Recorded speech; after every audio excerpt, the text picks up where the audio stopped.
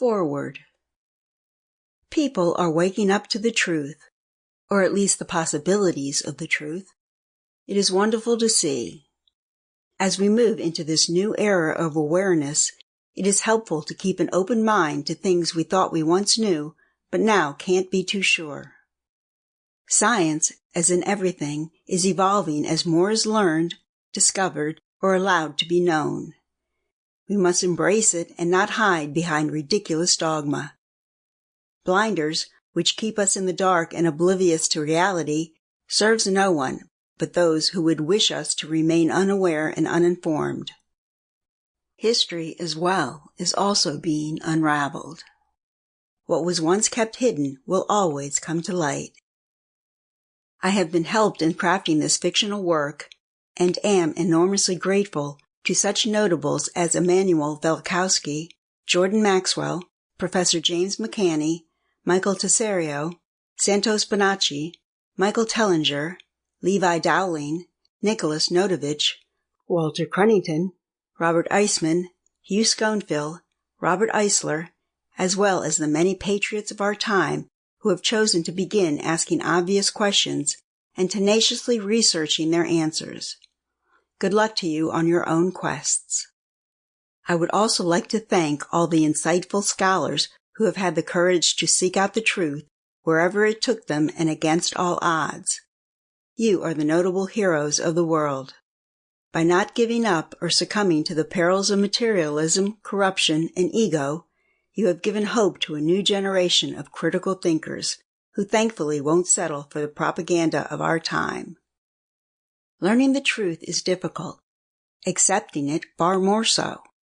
It is not for everyone, but everyone has a right to it.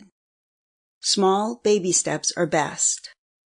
Question everything and enjoy the spoils of knowledge, understanding, and wisdom. Rebe James, September 2019.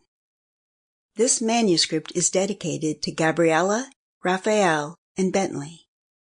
May the future grant all your heart's desires.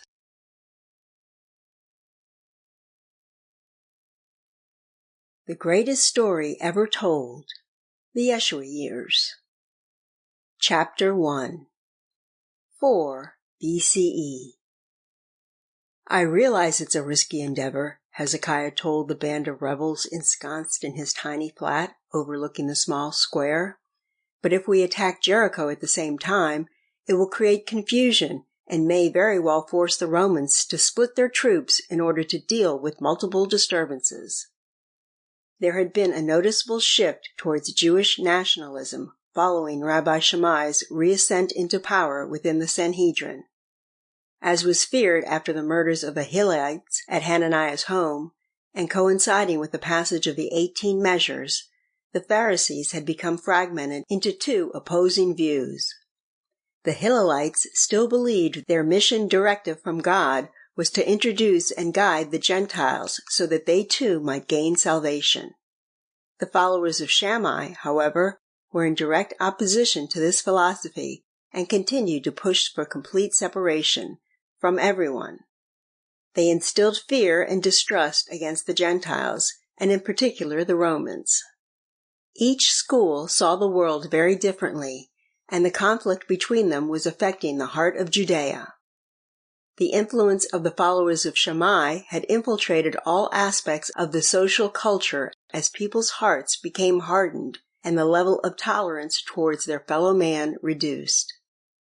The Shammites still believed Israel would one day be freed by a living Messiah, and because of this, and their stark opposition to Rome, an alliance eventually did develop with the Zealots.